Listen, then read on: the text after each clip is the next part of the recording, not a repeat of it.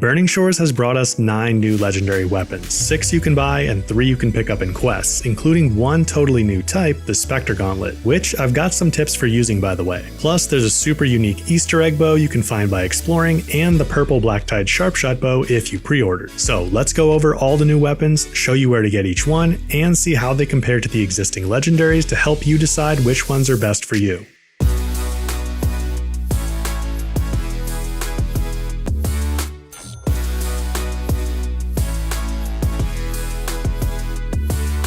As soon as you arrive in Fleet's End, the new settlement, you'll find 6 of the new legendary weapons for sale at the Hunter Merchant. Each one costs 8 Brimshine, a new special resource you can find around the map. If you want to purchase and upgrade all the new gear, including weapons, outfits, coils, and weaves, you're going to need a lot of Brimshine. 210 pieces in total, plus an additional 6 if you want to upgrade the Blacktide Quen Commander pre-order bonus outfit. So you'll definitely want to be on the lookout for Brimshine as you play. There's at least 215 in a single playthrough, but I don't know of anyone who's gotten more than that, so if you pre-ordered, you may be one short of buying and upgrading everything. Either way, it definitely takes some work to find enough Brimshine, so let me give you a few tips. For an easy 8 pieces, head over to this cave in the cliff just east of Fleet's End. If you have trouble figuring out the puzzle, I'll link my part 1 playthrough down below where I did it at the 2-hour mark. For 8 more, fly a bit further southeast to find a 3-piece directly between the Slaughterspine and Thunderjaw sites. Then in a tower directly northeast of the Thunderjaw site, there's a chunk of 5 about halfway up, which also happens to be where you'll find the toy suction cup bow. A cool little Easter egg reference to The Last of Us Part 2. As part of the first main quest, you'll have to climb another tower nearby. Once you're done with the quest up at the top, check on a ledge above the main platform for a Brimshine chunk worth 3. There are also a few inside the tower on the way up, but the biggest single cache of Brimshine is the one at the end of the Delver Camp treasure hunt side activity. You'll get 15 at the end, and many of the stopping points along the way have 3 to 5 as well. You can't just skip to the end for the 15 though, so you'll have to start at the Delver's Camp right here and then find all 7 of the clues before the treasure is revealed. I'll link a guide for it down below.